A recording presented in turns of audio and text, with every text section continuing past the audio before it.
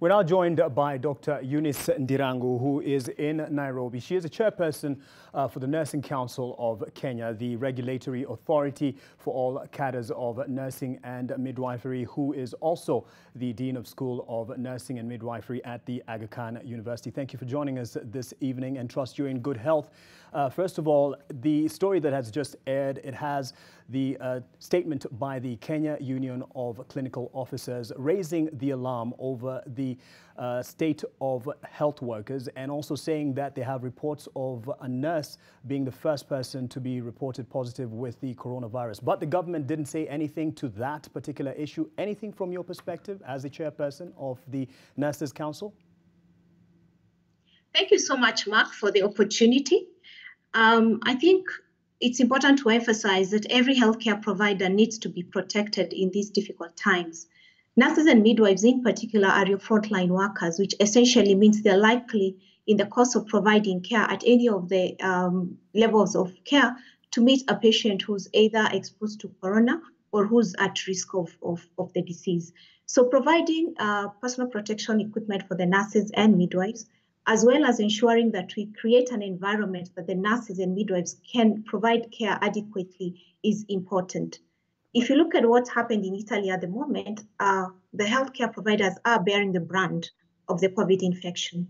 So in a country such as ours, where we already have few numbers of healthcare providers who are trained, few numbers of nurses and midwives to provide the care that is needed, we really need to invest a lot in protecting the providers so that they can ensure that they are well enough and they are healthy enough to provide the care that's needed to the general population. Okay, Dr.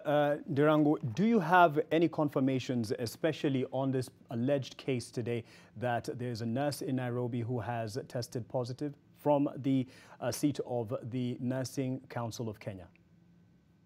At the moment, we will check on that to confirm if that's the case.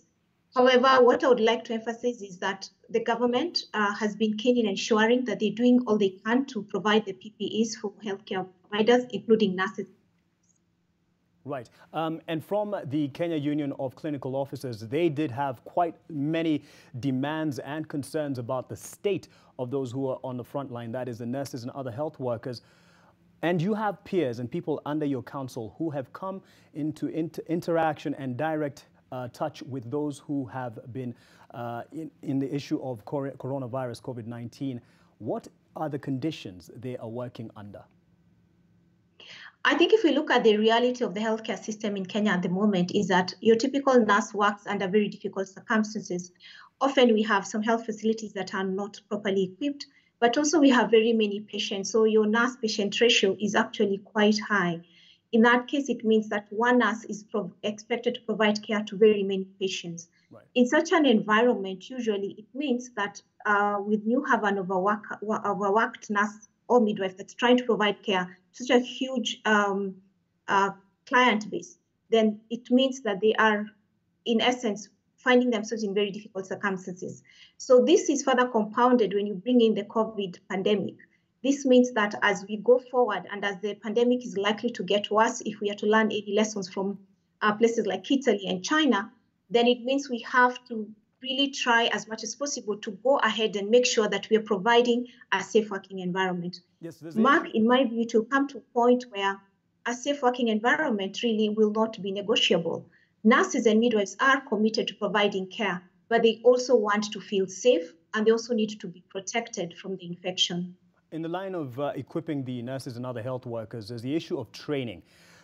Is there adequate training currently given this situation, and can there be realistically adequate training for something that is said to be mutating?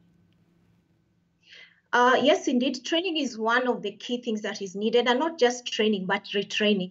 One of the things we are seeing with the COVID infection is that the evidence is also changing very fast.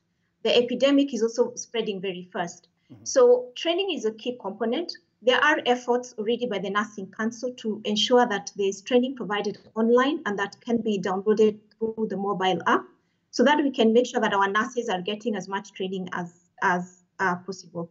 Can more be done? Yes, indeed. I think that's one of the areas that we'll need to keep working on, especially when it comes to keeping nurses and midwives updated with the government policies and guidelines and protocols, as well as WHO guidelines, policies, and protocols on COVID. And how can the Mwananchi help you, the nurses, the healthcare workers, especially with this coronavirus pandemic, especially in the moment they want to report a case or respond to a suspected case? I think, Mark, first and foremost to the Mwananchi is, please follow the guidelines as given by the government. The first thing to do is to make a call using the numbers provided. It is imperative that people avoid walking to the health facilities. Remember, as we've been told over time, the disease gets spread if we have contact person to person. So movements to the hospital, crowding at the hospital and other health facilities in itself increases the risk. The other encouragement and advice really I would give is for people to observe all the prevention measures that have been given across. Hand washing with soap and water, using an alcohol-based hand rub, ensuring that we maintain social distancing, and of course, being extremely honest about travel history and contact with potential individuals who might be infected. Right. By doing so, we will then ensure that we are reducing the burden that health facilities will face if they get more and more people coming in with positive COVID diagnosis. Right. And in the particular case of the health workers, as you move forward, do you foresee, and the patterns and the trends are there, do you foresee those who have retired in the profession, nurses and other health workers, having to be recalled to come and give a hand? Because you've already spoken of the small numbers that you're working with as is. Indeed, Mark, I think there's a minefield there of what can be done. We also have about 8,000 nurses and midwives who are not in any employment at the moment, and that's a good pool that could be drawn from.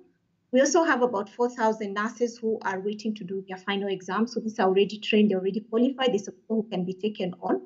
In addition to that, we have nurses who've just retired and very many people who are willing to volunteer to be able to provide care and services. So indeed, there's opportunities there for the government and other sectors, private and faith-based, to look into this pool of healthcare resource that is available among nurses and midwives who are either not employed or who've just finished and are able to provide the relevant care and support.